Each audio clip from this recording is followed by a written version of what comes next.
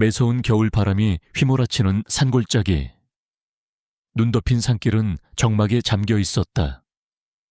앙상한 나뭇가지들은 서로 부딪히며 스산한 소리를 냈고, 차가운 공기는 폐 속까지 파고드는 듯했다. 인적 드문 이곳에서 낡은 SUV 한 대가 미끄러운 산길을 위태롭게 달리고 있었다.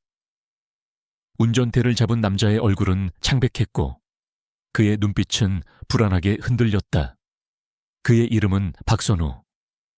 30대 후반의 그는 서울에서 잘나가는 외과 의사였지만 오늘만큼은 그의 모든 의술이 무용지물이었다. 선우의 옆자리에는 그의 유일한 가족이자 가장 소중한 존재인 7살 딸 예나가 잠들어 있었다. 예나의 얼굴은 열기로 붉게 달아올라 있었고 얕은 숨소리만이 희미하게 들려왔다. 예나는 며칠 전부터 고열과 호흡 곤란 증세를 보였다. 서울의 대학병원에서 진료를 받았지만 원인을 알 수 없는 희귀병이라는 진단만 나왔다. 시간이 흐를수록 예나의 상태는 악화되었고 선우는 절망에 빠졌다. 그때 지인의 소개로 이 산골짜기에 숨어 사는 전설적인 한의사, 숲속의 현자를 알게 되었다. 그는 수십 년간 희귀병 환자들을 치료해왔으며 그의 손길이 닿으면 어떤 난치병도 낫는다는 소문이 자자했다. 선우는 마지막 희망을 품고 예나를 데리고 이곳까지 찾아온 것이었다. 산길은 점점 더 험해졌다. 눈은 더욱 거세게 내리기 시작했고 시야는 극히 제한적이었다. 선우는 조심스럽게 운전했지만 그의 마음속에는 불안감이 가득했다. 예나의 상태는 점점 더 나빠지고 있었다. 그녀의 숨소리는 더욱 가빠졌고 몸은 경련을 일으키기 시작했다. 예나야, 아빠가 반드시 살려줄게. 조금만 더 버텨줘. 선우는 예나의 작은 손을 잡고 속삭였다. 그의 눈에서는 뜨거운 눈물이 흘러내렸다. 그때 갑자기 눈앞에서 거대한 노루 한 마리가 튀어나왔다. 선우는 급하게 핸들을 꺾었지만 미끄러운 빙판길에서 차량은 통제력을 잃고 낭떠러지로 굴러 떨어졌다. 차량은 몇 바퀴를 구른 후 낡은 나무 아래에 처박혔다. 충격으로 선우는 정신을 잃었다. 얼마나 시간이 흘렀을까? 선우는 극심한 통증과 함께 의식을 되찾았다. 그의 몸은 온통 상처투성이었고 다리는 부러진 듯 움직일 수 없었다. 머리에서는 피가 흘러내려 눈을 가렸다. 그는 고통 속에서도 필사적으로 예나를 찾았다. 예나, 예나야. 선우는 목이 터져라 외쳤지만 아무런 대답도 들려오지 않았다. 차량은 심하게 찌그러져 있었고 예나가 앉아있던 뒷좌석은 형체를 알아볼 수 없을 정도로 망가져 있었다. 선우의 심장이 쿵 하고 떨어졌다. 예나가 죽은 것일까? 절망감이 그를 짓눌렀다. 그때 희미한 소리가 들려왔다. 낑낑거리는 소리. 선우는 소리가 나는 곳으로 시선을 돌렸다. 차량에서 조금 떨어진 곳에 낡은 담요에 쌓인 예나가 쓰러져 있었다. 그녀는 차 밖으로 튕겨져 나갔지만 다행히 담요 덕분에 큰 부상은 입지 않은 듯했다. 하지만 그녀의 얼굴은 여전히 붉게 달아올라 있었고 숨소리는 더욱 가빠졌다. 그녀는 의식이 없는 상태였다. 예나, 선우는 예나에게 기어가려 했지만 부러진 다리는 움직이지 않았다. 그의 온몸에 힘이 빠져나가는 것을 느꼈다. 추위와 고통, 그리고 절망감이 그를 집어삼키는 듯했다. 그는 희미하게 눈을 감았다. 그때 차가운 그의 뺨에 따뜻하고 부드러운 털이 스쳤다. 선우는 힘겹게 눈을 떴다. 그의 눈앞에는 커다란 검은색 shepherd견 한 마리가 있었다. 개의 눈빛은 형언할 수 없는 슬픔과 연민으로 가득했다. 개는 선우의 얼굴을 핥고 그의 곁에 앉아 낑낑거렸다. 마치 그를 위로하려는 듯 선우는 이 개가 어디서 왔는지 알 수 없었다. 이 산골짜기에 이렇게 큰 개가 혼자 돌아다닐 리 없었다. 그는 개가 자신을 돕기 위해 나타난 것이라고 직감했다. 멍멍 개는 선우에게 다시 한번 낑낑거리며 예나가 쓰러져 있는 곳으로 시선을 던졌다. 마치 예나를 살려달라고 말하는 듯 했다. 선우는 개에게 간절히 부탁했다. 부탁한다. 내 딸을 살려줘. 나를 숲속에 현재에게 데려다줘. 내 딸을 살려줘. 그의 목소리는 흐느낌에 가까웠다. 걔는 선우의 간절한 눈빛을 이해한 듯 예나에게 다가가 그녀의 옷자락을 살짝 물었다. 그리고는 선우를 향해 고개를 돌렸다. 마치 따라오라는 듯 선우는 개에게서 희미한 희망을 보았다. 그는 마지막 남은 힘을 쥐어짜 개에게 간절히 부탁했다. 개는 예나의 옷자락을 물고 끌고 가기 시작했다. 예나의 작은 몸은 눈밭 위를 질질 끌려갔지만 개는 조심스럽게 그녀를 옮겼다. 선우는 개에게 간절히 부탁했다. 부탁한다. 내 딸을 살려줘. 나를 숲속에 현재에게 데려다줘. 내 딸을 살려줘. 개는 예나를 안전한 곳으로 옮겨놓은 후 다시 선우에게 돌아왔다. 개는 선우의 옷자락을 물고 끌고 가기 시작했다. 선우는 온몸에 고통이 밀려왔지만 그는 필사적으로 개의 뒤를 따랐다. 그의 마음속에는 오직 예나를 살려야 한다는 생각뿐이었다. 개는 눈 덮인 산길을 능숙하게 헤쳐나갔다. 그는 마치 이 산의 모든 길을 알고 있는 듯 거침없이 나아갔다. 선우는 개의 뒤를 따르며 의식을 잃지 않기 위해 애썼다. 그의 눈앞에는 희미하게 눈 덮인 산길과 개의 그림자만이 보였다. 얼마나 시간이 흘렀을까? 선우는 더 이상 버틸 수 없었다. 그의 몸은 얼음장처럼 차가워졌고 의식은 점차 멀어져 갔다. 그는 쓰러졌다. 개는 선우가 쓰러지자 그를 걱정스러운 눈으로 바라봤다. 개는 선우의 얼굴을 핥으며 그를 깨우려 했지만 선우는 움직이지 않았다. 개는 잠시 망설이는 듯했다. 그의 눈빛은 불안하게 흔들렸다. 그러다가 개는 다시 선우의 옷자락을 물고 끌고 가기 시작했다. 그의 발걸음은 더욱 다급해졌다.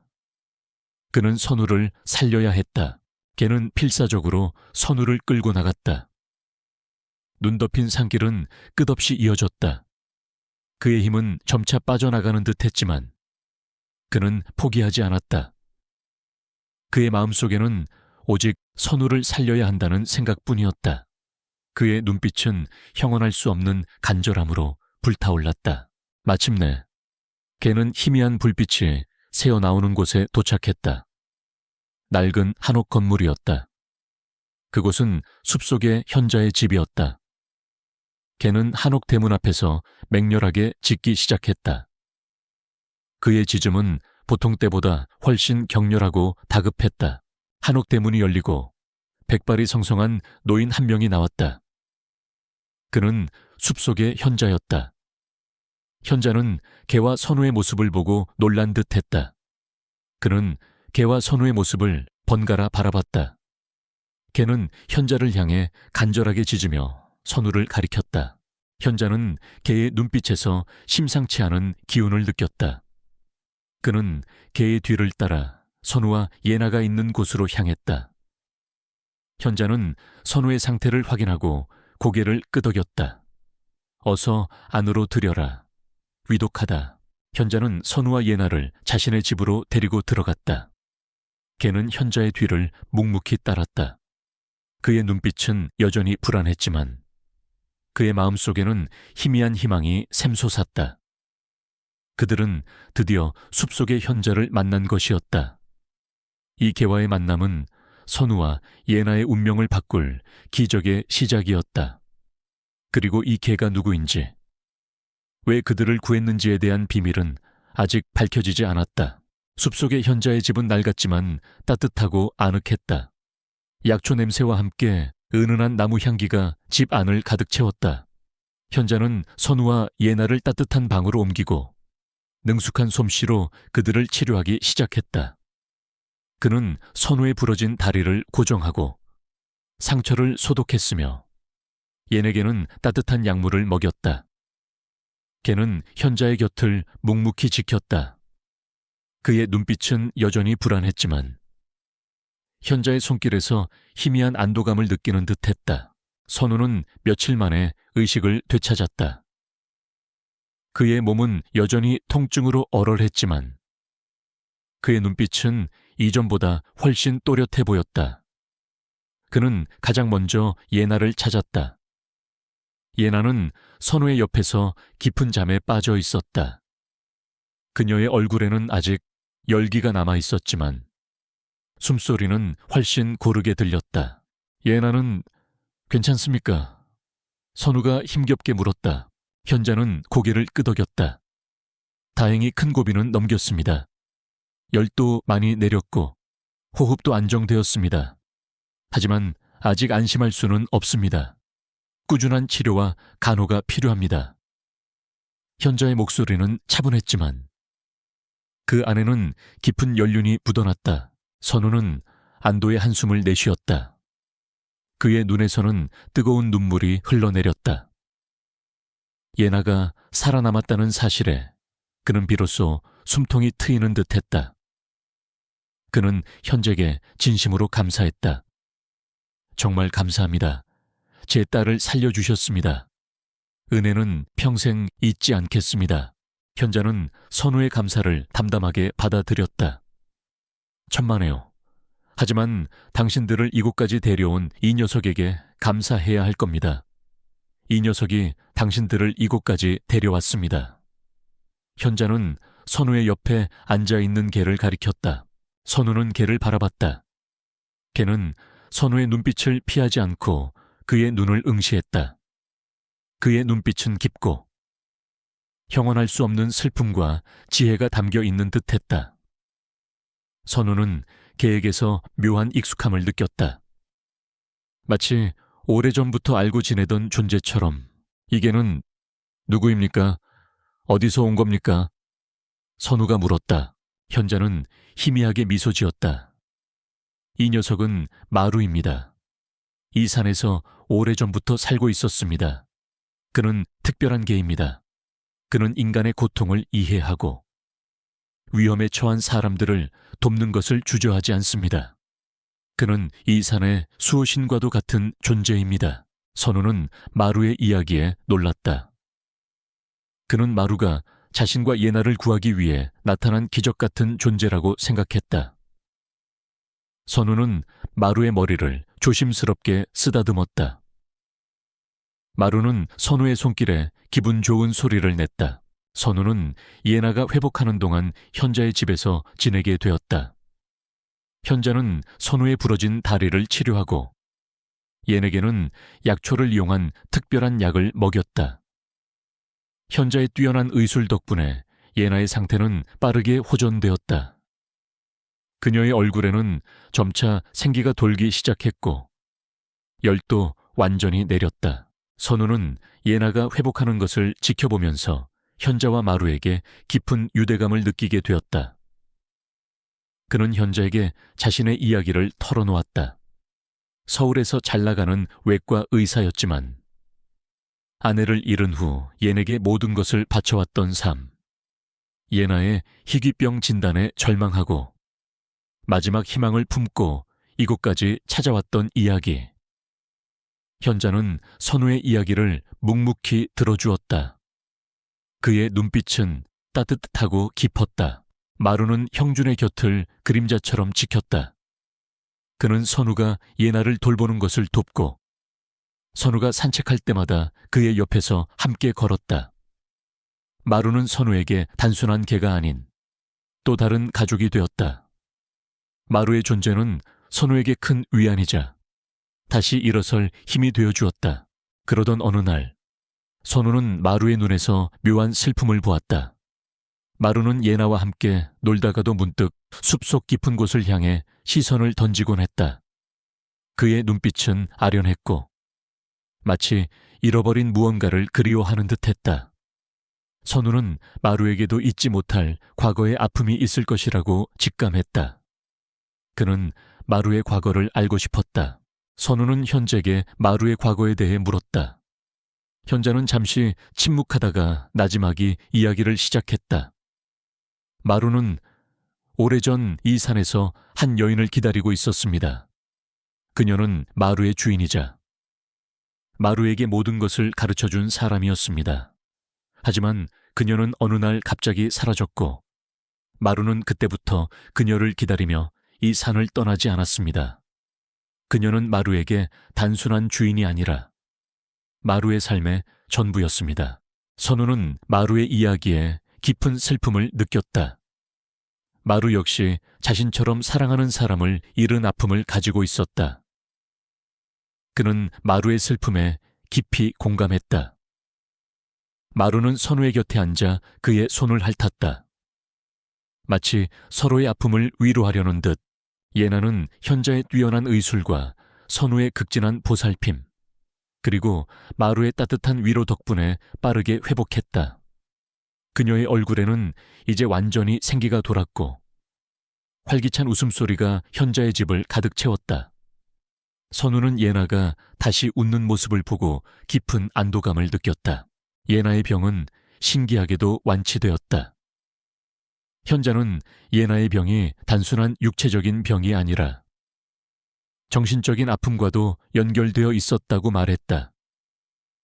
아내를 잃은 선우의 슬픔과 불안감이 예나에게도 영향을 미쳤다는 것이었다. 마루의 등장은 선우와 예나에게 새로운 희망을 주었고 그것이 병을 치유하는데 결정적인 역할을 했다는 것이 현자의 설명이었다. 선우는 현자에게 다시 한번 진심으로 감사했다. 그는 예나의 병을 고쳐준 현자의 은혜를 평생 잊지 않겠다고 다짐했다. 그리고 마루에게도 깊이 감사했다. 마루는 자신과 예나의 생명을 구해주고 그들의 삶에 새로운 희망을 안겨준 기적 같은 존재였다. 선우는 서울로 돌아가기로 결심했다. 그는 다시 의사로서의 삶을 살아가야 했다. 하지만 그의 삶은 이전과 같지 않을 것이었다.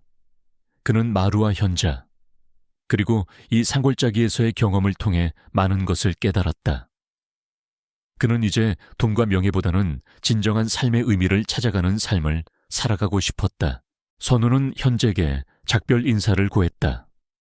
현자는 선우에게 따뜻한 미소를 지으며 말했다. 당신은 이미 많은 것을 깨달았습니다. 이제 당신의 삶은 이전보다 훨씬 더 풍요로워질 겁니다. 선우는 마루의 머리를 쓰다듬었다. 마루, 정말 고맙다. 너를 평생 잊지 않을 거야. 언제든 너를 찾아올게.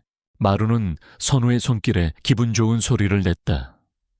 그의 눈빛은 선우를 향한 깊은 애정과 슬픔으로 가득했다. 마치 가지 말라고 말하는 듯 했다. 선우는 마루와 헤어지는 것이 아쉬웠지만 어쩔 수 없었다. 그는 예나를 데리고 서울로 향하는 채 몸을 실었다.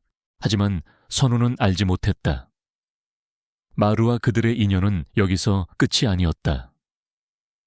마루의 슬픔 뒤에 숨겨진 진실, 그리고 마루가 그들을 구원한 진정한 이유, 그 모든 것은 선우의 삶에 다시 한번 예측 불가능한 파장을 불러올 것이었다.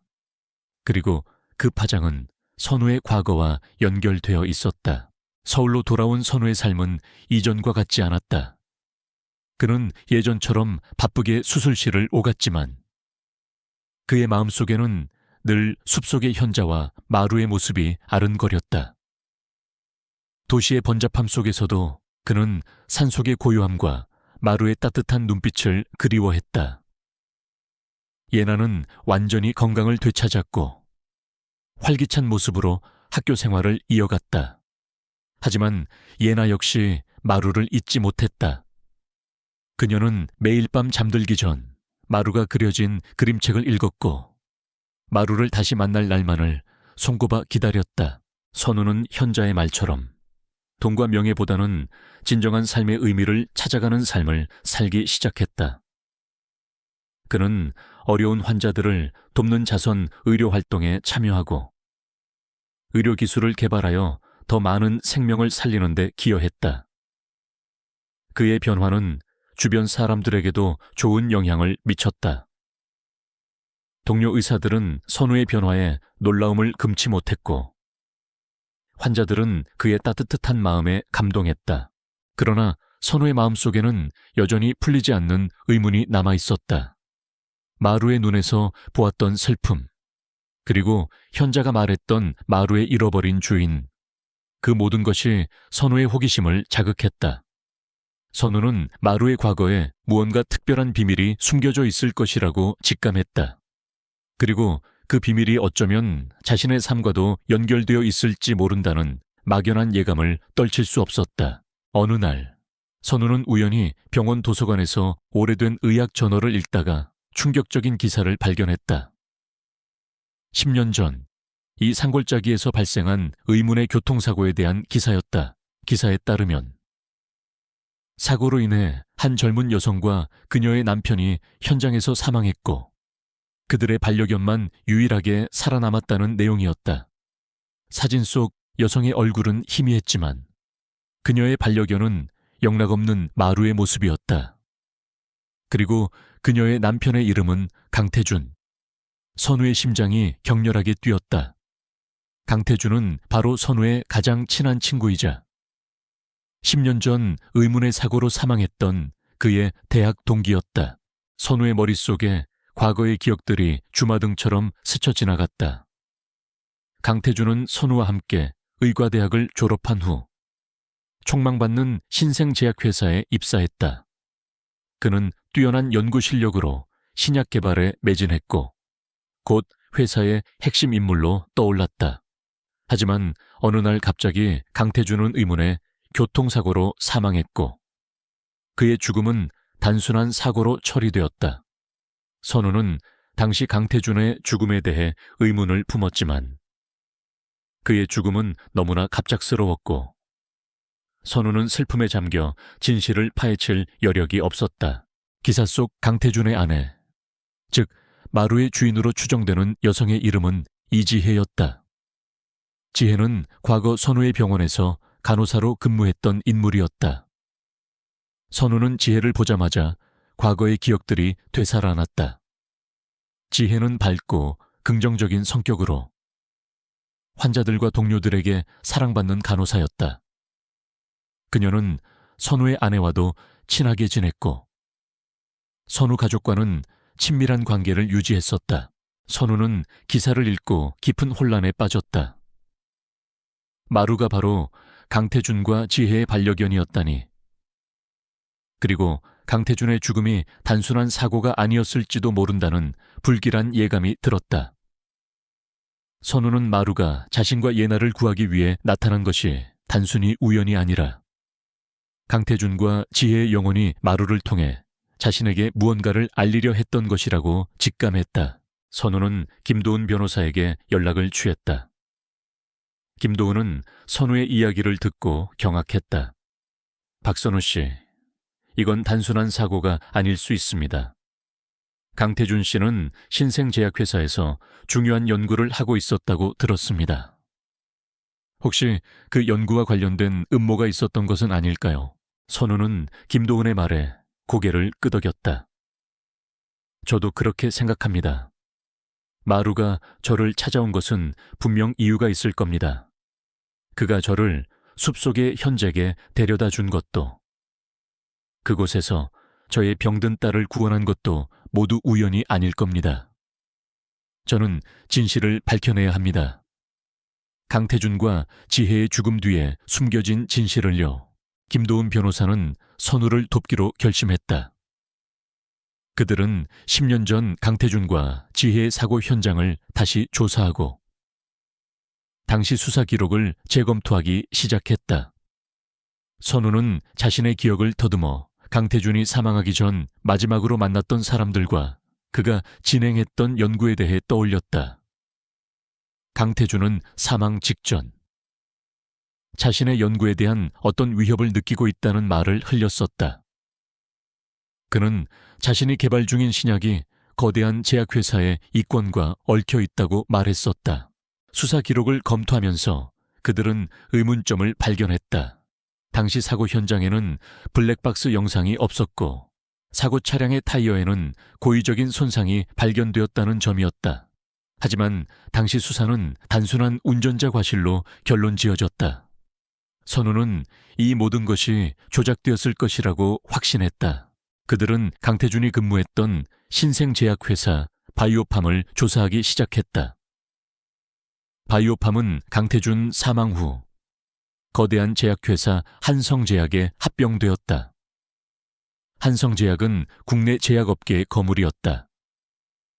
민주는 한성제약이 강태준의 죽음과 관련이 있을 것이라고 직감했다. 선우는 바이오팜에서 강태준과 함께 연구했던 동료들을 찾아갔다.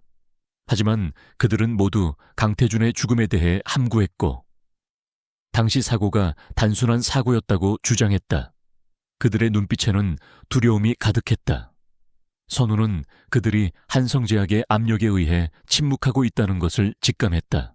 그때 선우에게 익명의 제보가 들어왔다. 제보자는 자신을 바이오팜의 전 연구원이라고 밝히며 강태준의 죽음이 단순한 사고가 아니었다고 말했다. 그는 강태준이 개발 중이던 신약 이모탈린이 엄청난 파급력을 가진 혁신적인 약물이었으며 한성제약이 이 신약을 가로채기 위해 강태준을 살해했다고 주장했다. 제보자는 한성제약 회장 박경철이 이 모든 음모의 배후라고 지목했다. 박경철은 국내 제약업계의 거물이자 막강한 권력을 가진 인물이었다. 선우의 심장이 격렬하게 뛰었다. 박경철. 그는 과거 선우의 아버지가 근무했던 제약회사의 회장이었다. 그리고 선우의 아버지는 박경철의 비리를 고발하려다 의문의 사고로 사망했었다. 선우는 직감적으로 박경철이 자신의 아버지의 죽음과도 관련이 있을 것이라고 느꼈다. 선우는 김도훈 변호사와 함께 박경철에 대한 정보를 수집하기 시작했다. 그들은 박경철의 과거 행적과 한성제약의 불법적인 사업들을 조사했다. 그들은 박경철이 이모탈린 신약을 가로채기 위해 강태준을 살해했을 뿐만 아니라 자신의 이권을 위해 수많은 사람들을 희생시켰다는 사실을 알게 되었다. 그의 악행은 상상을 초월했다. 선우는 분노의 치를 떨었다. 그는 강태준과 지혜, 그리고 자신의 아버지의 죽음 뒤에 숨겨진 진실을 밝혀내기로 결심했다. 그리고 박경철에게 그들의 죽음에 대한 대가를 치르게 할 것이라고 다짐했다. 이 모든 음모의 실마리는 마루였다. 마루가 자신을 찾아온 것은 운명의 장난이 아니라 진실을 밝혀내라는 강태준과 지혜의 간절한 외침이었다. 선우의 삶은 이제 과거의 그림자 속으로 깊이 들어가고 있었다. 그리고 그 끝에는 거대한 진실과 치열한 싸움이 기다리고 있었다. 서울의 차가운 빌딩 숲. 박선우의 심장은 분노와 결의로 격렬하게 뛰었다. 박경철이라는 이름은 그의 삶에서 지울 수 없는 상처였다. 10년 전 자신의 아버지의 죽음 뒤에도 박경철의 그림자가 드리워져 있었다는 사실은 선우를 다시 한번 깊은 절망 속으로 밀어넣는 듯했다. 그러나 동시에 마루가 자신을 찾아온 이유, 그리고 강태준과 지혜의 죽음 뒤에 숨겨진 진실을 밝혀내야 한다는 강한 사명감이 그를 지탱했다. 선우는 예나를 학교에 데려다 준 후 김도훈 변호사 사무실로 향했다. 김도훈은 박경철에 대한 추가 정보를 수집하고 있었다. 사무실 안은 수많은 자료들로 어수선했지만 김도훈의 눈빛은 날카롭게 빛났다. 변호사님, 박경철이 제 아버지의 죽음과도 관련이 있습니다. 제 아버지는 과거 박경철이 운영하던 제약회사의 비리를 고발하려다 의문의 사고로 돌아가셨습니다. 선우의 목소리에는 떨림이 섞여 있었다. 김도훈의 얼굴에 심각한 표정이 스쳤다. 그렇다면 이모탈린 신약 개발과 관련된 강태준 씨의 죽음도 단순한 사고가 아닐 겁니다. 박경철은 자신의 이권을 위해서는 어떤 악행도 서슴지 않는 인물입니다. 그들은 박경철과 한성제약의 모든 것을 파헤치기 시작했다. 선우는 의사로서의 전문 지식을 활용하여 이모탈린 신약의 개발 과정과 임상시험 데이터를 분석했다.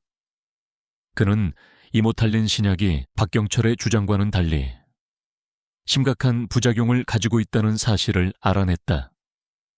박경철은 부작용을 은폐하고 이모탈린을 시장에 출시하려 했던 것이다. 김도은 변호사는 법률 전문가로서 한성제약의 불법적인 사업 자금 흐름과 정치권 로비 내역을 추적했다. 그는 과거 박경철이 연루되었던 모든 사건들을 재검토하고 그의 범죄 행각을 증명할 증거를 수집하려 노력했다.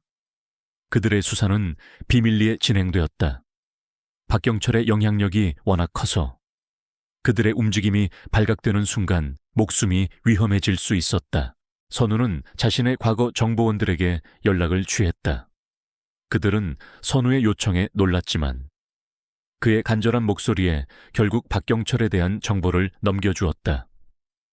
선우는 익명의 제보자로부터 받은 정보와 자신의 인맥을 활용하여 박경철의 숨겨진 비자금 은신처와 불법적인 거래 현장을 파악하기 시작했다. 블랙은 선우의 곁을 묵묵히 지켰다. 그는 선우의 불안감을 감지한 듯 그의 곁에 바싹 붙어 그를 위로했다.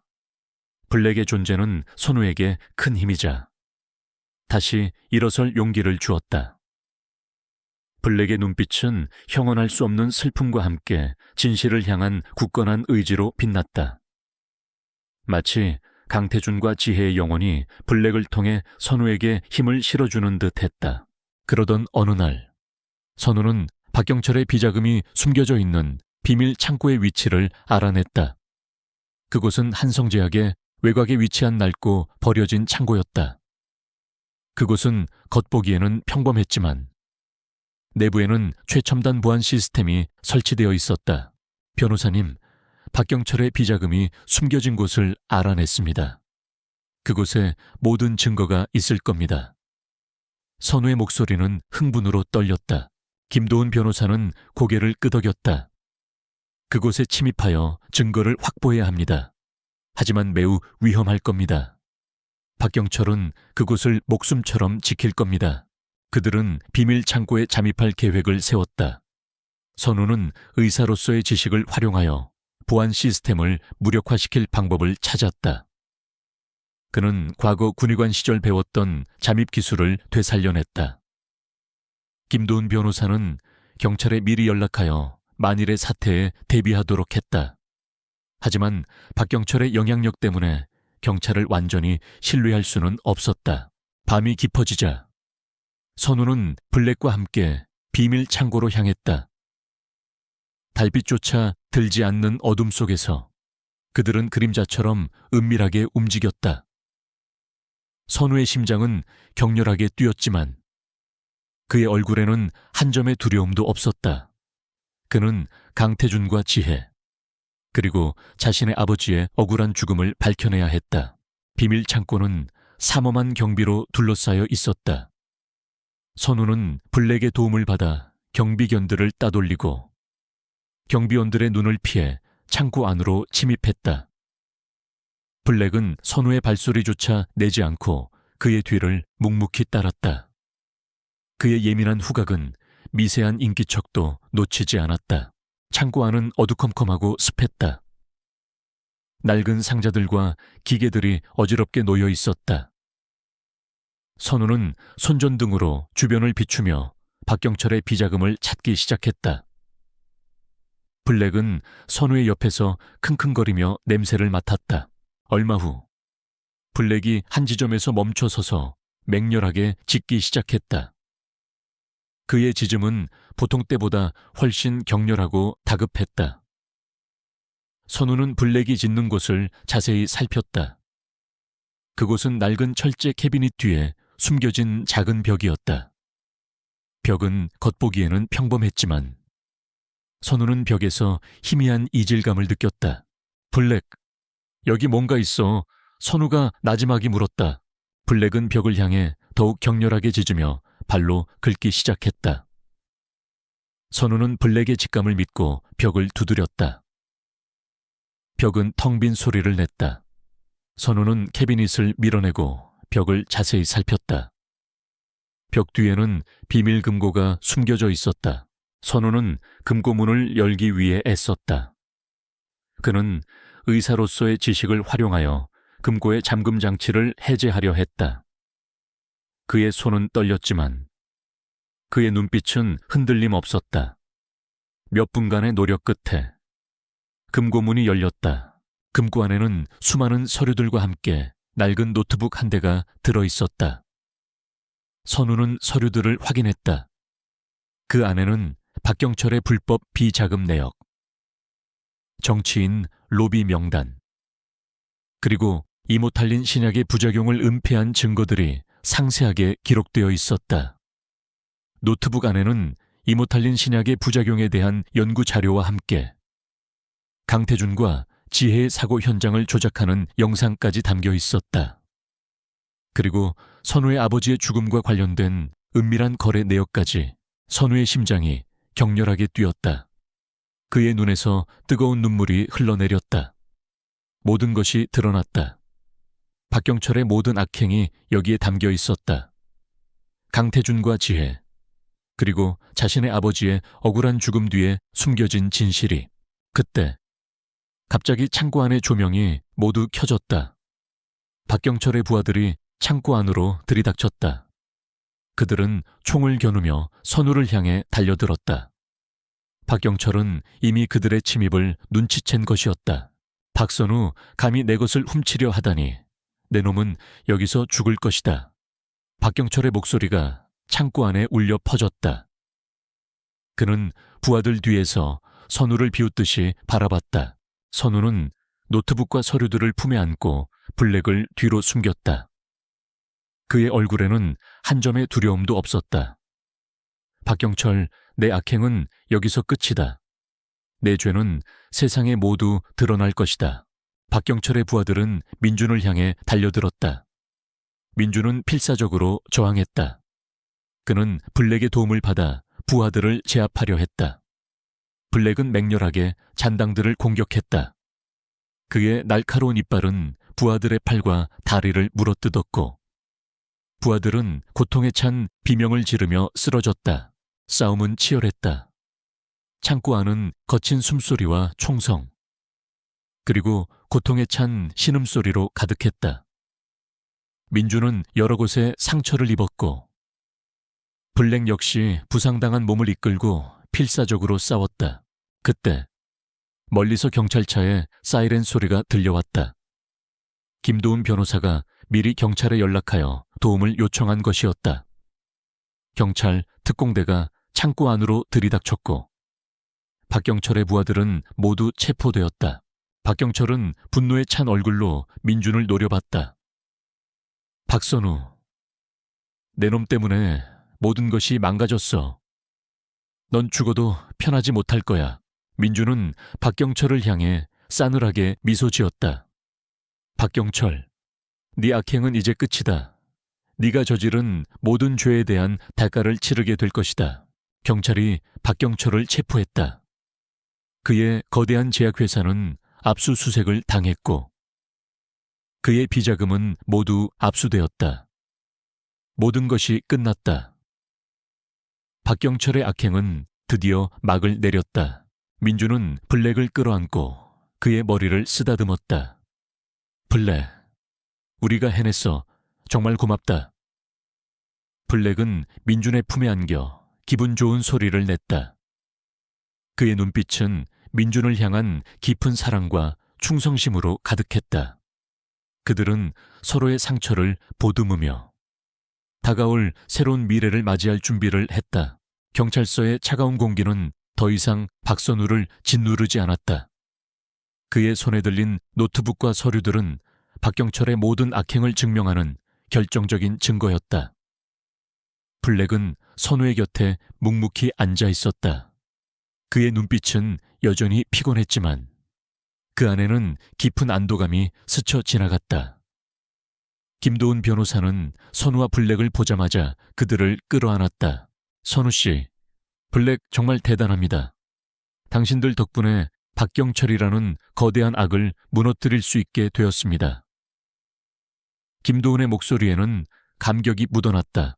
선우는 고개를 끄덕였다. 그의 얼굴에는 피로와 함께 묘한 해방감이 스쳐 지나갔다.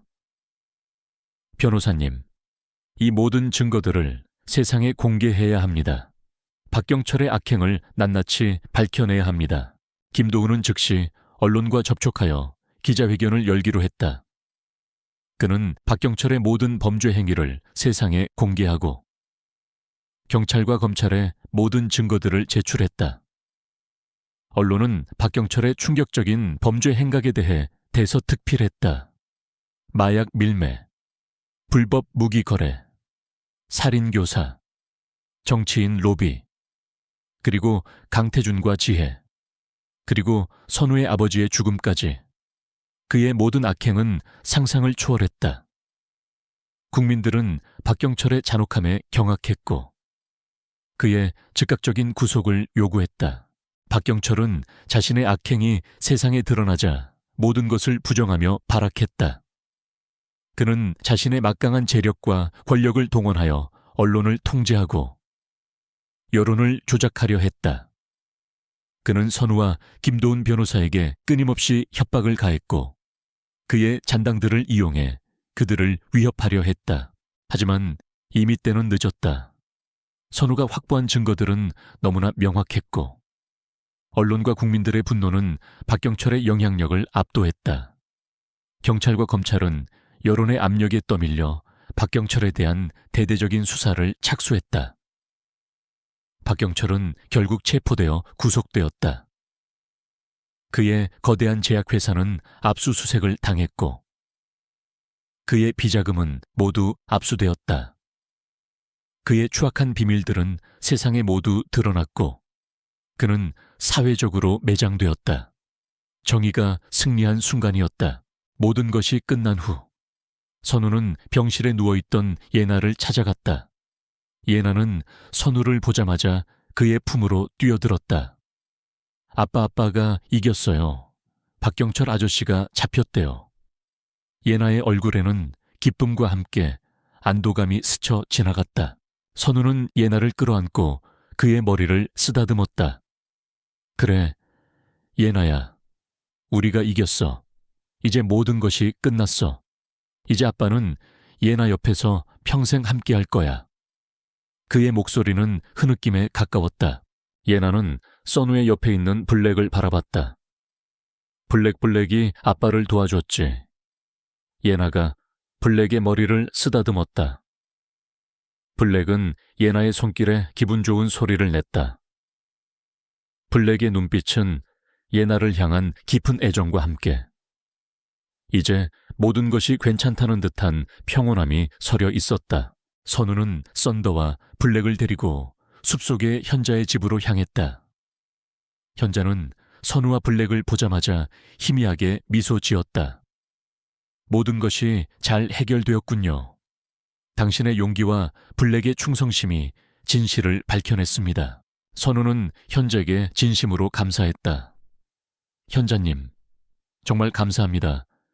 당신이 아니었으면 예나도, 저도 이 모든 것을 이겨내지 못했을 겁니다. 그리고 마루가 아니었으면 이 모든 진실은 영원히 묻혔을 겁니다. 현자는 고개를 끄덕였다. 마루는 당신에게 특별한 존재입니다. 그리고 당신의 아버지와 강태준, 이지혜 씨도 분명 당신의 용기에 감사할 겁니다. 현자의 말에 선우의 눈에서 뜨거운 눈물이 흘러내렸다. 선우는 숲속의 현자의 집에서 며칠간 머물렀다. 그는 현자와 함께 깊은 대화를 나누고 자신의 마음속에 남아있던 아픔과 상처를 치유했다. 마루는 선우의 곁을 그림자처럼 지켰다. 그의 존재는 선우에게 큰 위안이자 다시 일어설 힘이 되어주었다. 어느 날 밤, 선우는 마루의 곁에 앉아 그의 털을 쓰다듬었다. 마루는 선우의 손길에 기분 좋은 소리를 냈다. 선우는 마루의 눈을 바라봤다. 그의 눈빛은 여전히 깊고 형언할 수 없는 슬픔과 지혜가 담겨 있는 듯했다. 마루, 이제 너는 어떻게 할 거니? 나랑 같이 서울로 갈래? 선우가 조심스럽게 물었다. 마루는 선우의 질문에 답하듯 그의 손을 핥았다. 그리고는 숲속 깊은 곳을 향해 시선을 던졌다. 그의 눈빛은 아련했고 마치 잃어버린 무언가를 그리워하는 듯했다. 선우는 마루가 이곳을 떠나지 않을 것이라는 것을 직감했다. 마루는 이 산의 수호신으로서 이곳에서 자신의 잃어버린 주인을 기다리고 있었다. 선우는 마루의 선택을 존중하기로 했다. 마루는 그에게 단순한 개가 아니었다. 그는 선우의 삶에 새로운 의미를 안겨준 기적 같은 존재였다. 선우는 마루에게 작별 인사를 구했다. 마루, 정말 고맙다. 너를 평생 잊지 않을 거야. 언제든 너를 찾아올게. 그리고 네가 외롭지 않도록 자주 찾아올게. 마루는 선우의 손길에 기분 좋은 소리를 냈다. 그의 눈빛은 선우를 향한 깊은 애정과 함께 이제 모든 것이 괜찮다는 듯한 평온함이 서려 있었다. 선우는 예나와 함께 서울로 돌아왔다. 그의 삶은 이전과 같지 않았다. 그는 더 이상 돈과 명예에 연연하지 않았다. 그는 진정한 삶의 의미를 찾아가는 삶을 살기 시작했다. 그는 어려운 환자들을 돕는 자선 의료 활동에 참여하고 의료 기술을 개발하여 더 많은 생명을 살리는 데 기여했다. 그의 변화는 주변 사람들에게도 좋은 영향을 미쳤다. 동료 의사들은 선우의 변화에 놀라움을 금치 못했고 환자들은 그의 따뜻한 마음에 감동했다. 예나는 선우의 옆에서 활기찬 모습으로 학교 생활을 이어갔다. 그녀는 이제 완전히 건강을 되찾았고 밝고 긍정적인 아이로 성장했다. 예나는 마루를 잊지 않았다. 그녀는 매년 겨울마다 아빠와 함께 마루를 찾아 산속으로 향했다. 마루는 항상 그곳에서 그들을 기다리고 있었다. 선우는 매년 마루를 찾아갈 때마다 현자와 깊은 대화를 나누었다. 현자는 선우에게 인생의 지혜를 가르쳐 주었고 선우는 현자를 통해 삶의 진정한 의미를 깨달았다. 선우는 이제 숲속의 현자를 자신의 또 다른 아버지로 여기게 되었다. 블랙과 썬더의 이야기는 영원히 사람들의 기억 속에 남아 정의와 희망, 그리고 변치 않는 우정의 상징이 될 것이다. 숲속에서 발견된 시신으로 시작된 비극은 그들에게 새로운 삶의 의미와 깨달음을 안겨주었다. 선우의 삶은 이제 찬란한 빛으로 가득 찼다. 그는 사랑하는 딸 예나와 함께 그리고 마루와 현자의 축복 속에서 행복한 삶을 살아가고 있었다. 그들의 여정은 진정한 의미의 행복을 찾아가는 과정이었다. 마루는 영원히 그들의 마음속에 살아있는 수호신으로 남을 것이었다. 썬더의 집에 드리웠던 어둠의 그림자가 완전히 걷히고 평화로운 일상이 찾아왔다. 이형준 경위는 더 이상 경찰복을 입지 않았다. 그는 이제 썬더의 집의 총괄 책임자로서 블랙과 함께 상처받은 궁연들의 치유와 재활에 모든 것을 바치고 있었다. 그의 얼굴에는 과거의 날카로움 대신 온화한 미소가 자리 잡았다. 썬더와 블랙, 두 용감한 궁연들은 이제 썬더의 집에 살아있는 전설이 되었다. 그들은 다른 궁연들에게 희망과 용기를 주는 존재였다. 김준호는 트럭 운전사 일을 계속하면서도 썬더의 집에 든든한 후원자이자 봉사자로 활동했다. 그는 주말마다 이곳을 찾아와 궁연들을 돌보고 필요한 물품들을 나르며 물심양면으로 도왔다. 그의 삶은 이제 과거의 평범함과는 다른 의미 있는 방향으로 나아가고 있었다. 한지훈 수의사는 썬더의 집회 전문 수의사이자 이형준의 가장 가까운 동료로서 궁견들의 건강과 치료를 책임졌다.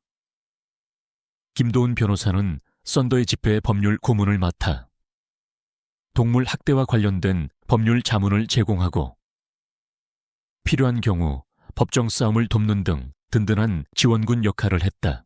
썬더의 집은 전국적으로 유명해졌다. 많은 사람들이 이곳을 찾아와 상처받은 궁연들을 후원하고 봉사활동에 참여했다. 이곳은 단순한 동물보호소가 아니었다. 그것은 상처받은 영혼들이 모여 서로를 치유하고 새로운 삶을 찾아가는 희망의 공간이었다. 각기 다른 사연을 가진 궁연들이 이곳에서 새로운 가족을 찾고 새로운 삶의 의미를 발견했다.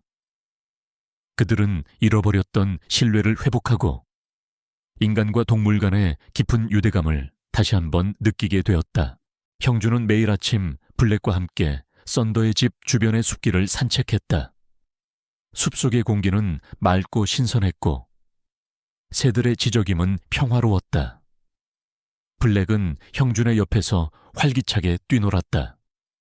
그의 눈빛은 더 이상 불안하지 않았다. 그는 행복해 보였다. 형준은 블랙의 머리를 쓰다듬으며 말했다. 블랙, 네가 아니었으면 이 모든 것은 불가능했을 거야. 정말 고맙다. 블랙은 형준의 손길에 기분 좋은 소리를 냈다. 그러던 어느 날 썬더의 집에 한 젊은 여성이 찾아왔다. 그녀의 이름은 최수아. 그녀는 몇 년 전 실종되었던 김성철 씨의 딸이었다. 수아는 박영준 사건의 재판 과정을 통해 자신의 아버지가 억울하게 죽임을 당했다는 사실과 블랙이 결정적인 증거를 찾아냈다는 사실을 알게 되었다. 그녀는 블랙에게 깊이 감사하며 그를 찾아왔다. 수아는 블랙을 보자마자 그의 이름을 부르며 눈물을 흘렸다.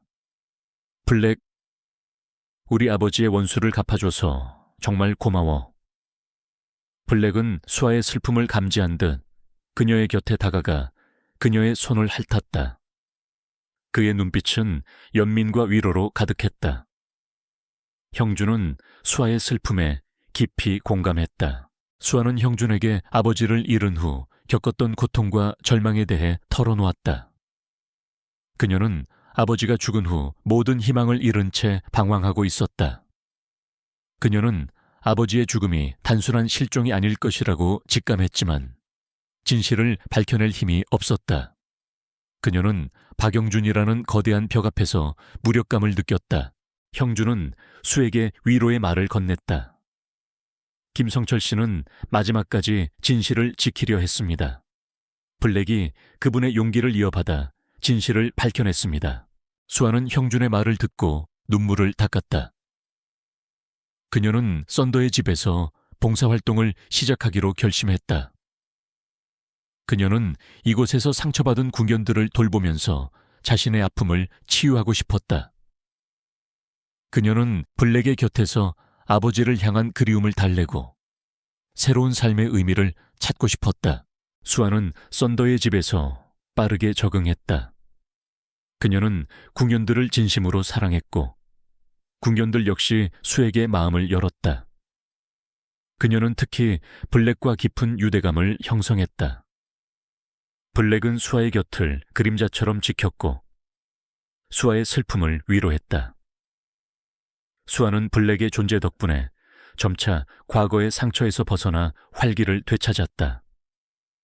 그녀의 얼굴에는 다시 미소가 걸렸다. 형준은 수아의 회복을 지켜보며 깊은 보람을 느꼈다. 그는 썬더와 블랙, 그리고 다른 궁연들과 함께 다른 사람들의 아픔을 치유하는 것이 자신의 새로운 사명이라고 느꼈다. 썬더의 집은 이제 상처받은 동물들뿐만 아니라 상처받은 인간들의 마음까지 치유하는 희망의 공간이 되었다. 모든 것이 평화로워 보였지만 운명은 그들에게 또 다른 시험을 준비하고 있었다. 박영준은 교도소 안에서도 자신의 영향력을 행사하여 민중과 관련된 모든 것을 파괴하려 했다. 그는 감옥 안에서 비밀리에 자신의 잔당들을 이용해 썬더의 집을 위협하려 했다.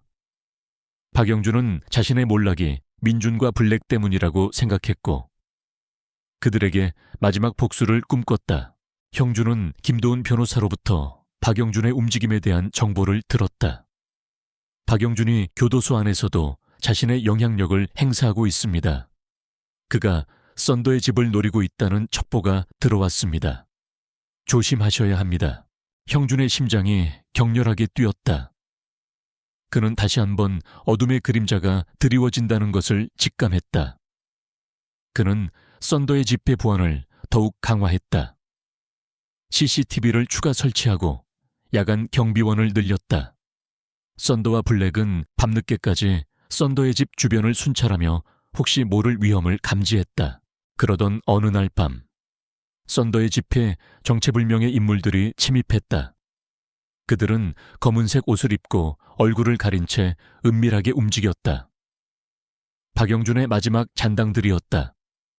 그들은 썬더의 집을 불태우고 궁연들을 해치려 했다. 형준은 비상벨을 눌러 썬더의 집에 있는 모든 사람들을 깨웠다.